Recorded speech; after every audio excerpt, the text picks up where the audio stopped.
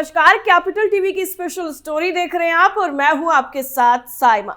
आजादी के बाद से ज्यादातर वक्त में सत्ता सुख भोगने वाली कांग्रेस कुर्सी पाने की होड़ में देश हित भी भूल जाती है। कांग्रेसी नेता सत्ता के लिए कुछ भी करने के लिए तैयार हो जाते हैं।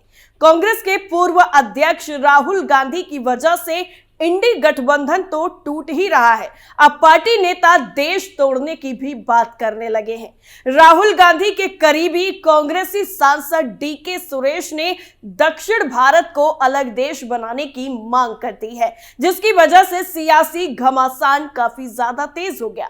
दरअसल कांग्रेसी सांसद डीके सुरेश ने ये मांग ऐसे वक्त में की है जब राहुल गांधी भारत जोड़ो न्याय यात्रा कर रहे हैं और मोहब्बत की दुकान खोलने का दावा कर रहे हैं। कर्नाटक के उप मुख्यमंत्री डीके शिव कुमार के भाई डीके सुरेश ने ये कहकर विवाद खड़ा कर दिया है कि दक्षिण भारत के साथ भेदभाव किया जाता है और ऐसा ही चलता रहा तो देश को बांटना पड़ेगा। दरअसल बेंगलुरु ग्रामीण सीट से सांसद डीके सुरेश ने बजट को लेकर कहा कि दक्षिण भारत का पैसा उत्तर भारत को आवंटित किया जाता है, इससे दक्षिण को वित्तीय कठिनाइयों का सामना करना पड़ रहा है। अगर ये जारी रहा तो हमें दक्षिण भारत को एक अलग राष्ट्र बनाने के लिए आवाज उठानी होगी। वैसे इसमें कोई अचंभित होने वाली बात नहीं है, क्योंकि ये पहली बार नहीं है। राहुल गांधी और बाकी कांग्रेसी नेताओं की देश विरोधी मानसिकता कई बार सामने आ चुकी है। तो चलिए आपको भी बताते हैं कांग्रेस की देश विरोधी मानसिकता के बारे में।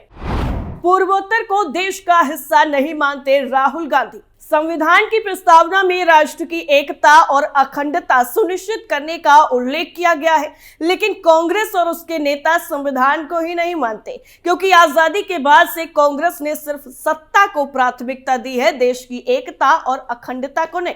कांग्रेस के पूर्व अध्यक्ष राहुल गांधी ने 10 फरवरी 2022 को एक ट्वीट किया था, जिसमें उन्होंने लिखा कि गुजरात से लेकर पश्चिम बंगाल तक भारत है। इसको लेकर पूर्वोत्तर के लोगों में काफी ज्यादा आक्रोश देखा गया। असम बीजेपी महिला मोर्चा की अध्यक्ष अंगूर लता डेका ने 14 फरवरी 2022 को देश को विभाजित करने के आरोप में राहुल गांधी के खिलाफ दिसपुर थाने में शिकायत दर्ज करवा दी।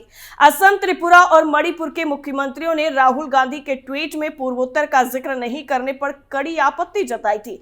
उनका कहना था कि राहुल पूर्वोत्तर को भारत का हिस्सा नहीं मानते और चीन के प्रवक्ता के रूप में काम कर रहे हैं। राहुल ने यह बयान देकर अरुणाचल प्रदेश पर चीन के दुष्प्रचार को भी स्वीकार कर लिया। असम के मुख्यमंत्री हेमंता बिस्वा शर्मा ने राहुल पर हमला बोलते हुए कहा कि हम एक गौरवशाली राष्ट्र हैं। भारत को आपके टुकड़े टुकड़े दर्शन के लिए बंधक नहीं बनाया जा सकता। क्या राष्ट्र, राष्ट्रीयता और राष्ट्रवाद के साथ आपकी समस्या है? बंगाल से परे हम पूर्वोत्तर मौजूद हैं। गौरतलब है कि हाल ही में संसद में दिए गए अपने भाषण में भी राहुल गांधी ने भारत को एक राष्ट्र को मानने से इनकार कर दिया था और उसे राज्यों के संघ के रूप में भी वर्णित किया था। और कांग्रेस भाषावाद, क्षेत्रवाद, प्रांतवाद, जातिवाद और सांप्रदायवाद के आधार पर देश को विभाजित करने में लगी हुई है। कांग्रेस और चीन का अपवित्र रिश्ता।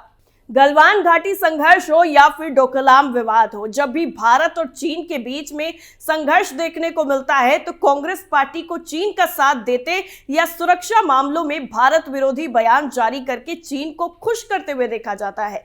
इसका प्रमाण है 7 जुलाई 2017 को मिला, जब राहुल ने ट्वीट कर प्रधानमंत्री मोदी पर ही निशाना साध दिया। अगले ही दिन यानी 8 जुलाई को चोरी से चीनी राजदूत से मुलाकात भी कर ली। दरअसल कांग्रेस पार्टी देश के अंदर चीन के एजेंडे को चला रही है, ऐसा बार बार दावा किया जाता है। चीन और कांग्रेस का रिश्ता जग जाहिर है। सोनिया और राहुल ने 2008 में चीन के साथ MOU किया था, जिसमें कांग्रेस नेता राहुल गांधी ने एक ट्वीट में जम्मू कश्मीर के एक हिस्से को पाकिस्तान के हिस्से के तौर पर दिखाया। पूर्व कांग्रेस अध्यक्ष राहुल गांधी के कोरोना वायरस को लेकर किए गए ट्वीट में जम्मू कश्मीर को पाक का हिस्सा दिखाए जाने के बाद सोशल मीडिया पर लोगों ने उन्हें जमकर लताड़ लगानी शुरू कर दी, जिसके बाद उन्होंने अपना वो ट्वीट डिलीट कर दिया। इतना ही नहीं, पाकिस्तान ने 27 अगस्त 2019 को कश्मीर मसले पर संयुक्त राष्ट्र यानी यूएन में दिए गए अपने प्रस्ताव में राहुल गांधी के बयान का जिक्र किया। पाकिस्तान ने कश्मीर मामले में संयुक्त राष्ट्र को चिट्ठी लिखकर भारत की शिकायत कर दी और इस चिट्ठी में कांग्रेस नेता राहुल गांधी के बयानों का हवाला दिया गया और इस चिट्ठी में भारत पर कश्मीर में मानवाधिकार उल्लंघन और हिंसा को बढ़ाने का आरोप लगाया गया। इमरान खान सरकार में मंत्री डॉक्टर शिरीन मजारी ने यूएन को लिखी अपनी 8 पेज की चिट्ठी में पेज 6 और 8 पर राहुल गांधी का जिक्र किया। अनुच्छेद 370 की बहाली का वादा। कांग्रेस ने जम्मू कश्मीर की इकाई जिला विकास परिषद यानी डीडीसी के चुनाव में अनुच्छेद 370 की बहाली का वादा कर दिया। जम्मू कश्मीर में एक नया गठबंधन बना है, गुपकार गठबंधन। कांग्रेस भी गुपकार गठबंधन के समर्थन में है और इस गठबंधन में फारूक अब्दुल्ला, महबूबा मुफ्ती की पार्टी के साथ ही कश्मीर के कई दल भी शामिल हैं। गुपकार का मुख्य एजेंडा जम्मू कश्मीर में अनुच्छेद 370 और 35A बहाली है। गठबंधन के नेताओं का कहना है कि वो इस बहाली के लिए चीन से भी मदद लेने को तैयार है। देश में सिमट रही कांग्रेस ने संयुक्त राष्ट्र यूएन में कश्मीर मुद्दे पर पाकिस्तान का साथ देने वाले देश तुर्की में अपना दफ्तर खोल दिया।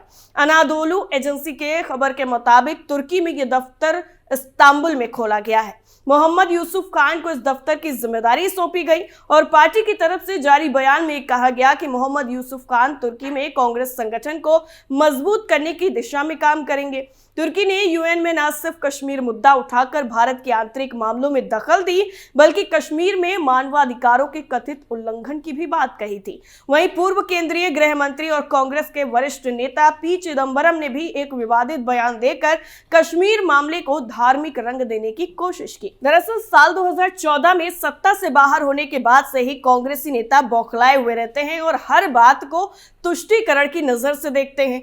जम्मू कश्मीर जैसे संवेदनशील मामले पर गैर जिम्मेदाराना बयान देते हुए चिदंबरम ने कहा कि मोदी सरकार ने जम्मू कश्मीर से आर्टिकल 370 के ज्यादातर प्रावधानों को समाप्त करके हिंदू मुस्लिम कार्ड खेला है। अगर जम्मू कश्मीर हिंदू बहुल राज्य होता तो भाजपा इस राज्य का विशेष दर्जा नहीं छीनती। ऐसा केवल इसलिए किया गया क्योंकि ये मुस्लिम बहुल है। कांग्रेस नेता मणिशंकर अय्यर ने दोबारा से पाकिस्तान समर्थित बयान देकर हड़कंप मचा दिया, जिसमें मणिशंकर अय्यर ने एक आलेख में कहा कि नरेंद्र मोदी और अमित शाह की जोड़ी ने देश के उत्तरी बॉर्डर पर एक फिलिस्तीन बना दिया है। मोदी शाह ने ये पढ़ाई अपने गुरु बेंजामिन नेतन्याहू और यहूदियों से ली है।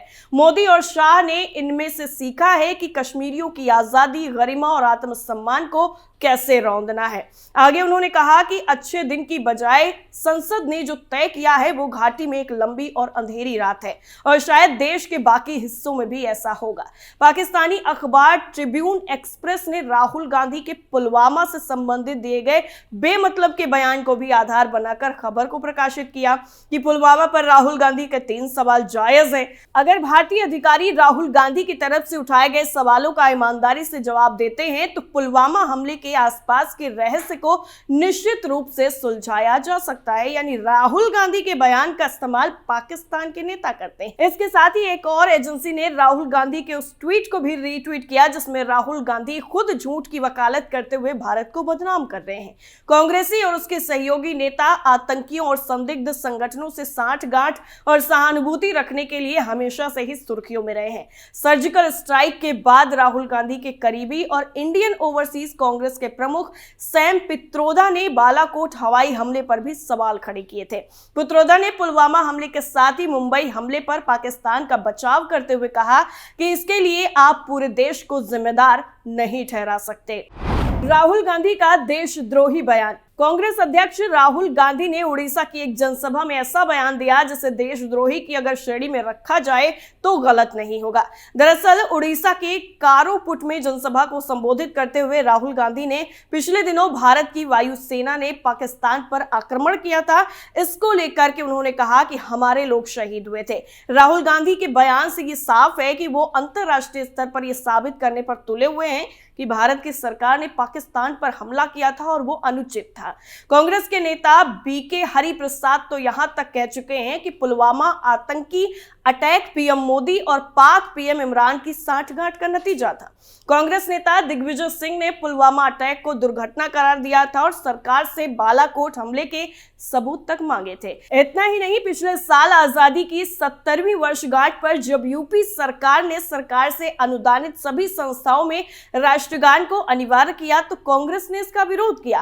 कांग्रेस विधायक रहे माविया अली ने कहा कि हम पहले मुसलमान हैं, भारतीय बाद में हैं।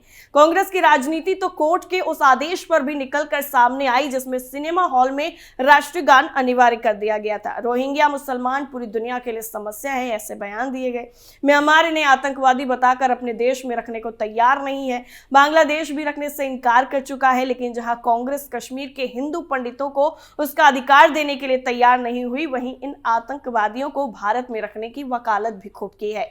वरिष्ठ कांग्रेसी नेता तरुण गोगोई ने कहा था कि धर्म के आधार पर शरणार्थियों के साथ भेदभाव हो रहा है और ये वो लोग हैं जिन पर अत्याचार हो रहा है। गोगोई ने कहा कि उनके देश में उनके मानवाधिकार का हनन हो रहा है तो वो डर के वहां से भागकर भारत आ रहे हैं। कांग्रेसी नेताओं का जहरीले जाकिर नाइक से नाता। इस्लामी कट्टरपंथी धर्म प्रचारक जाकिर नाइक से कांग्रेसी नेताओं के ताल्लुकात भी रहे हैं।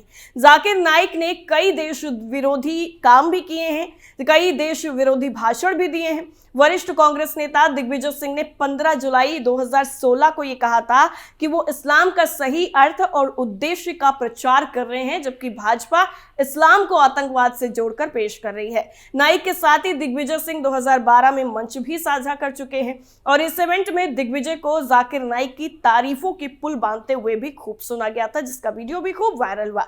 इससे पहले मुंबई के पूर्व पुलिस कमिश्नर और कुछ दिनों के लिए इशरत जहां एनकाउंटर पर बनी एसआईटी की टीम मुखिया सत्यपाल सिंह ने भी कहा था कि उन्हें इशरत जहां के एनकाउंटर झूठा साबित करने के लिए ही एसआईटी की कमान सौंपी गई थी।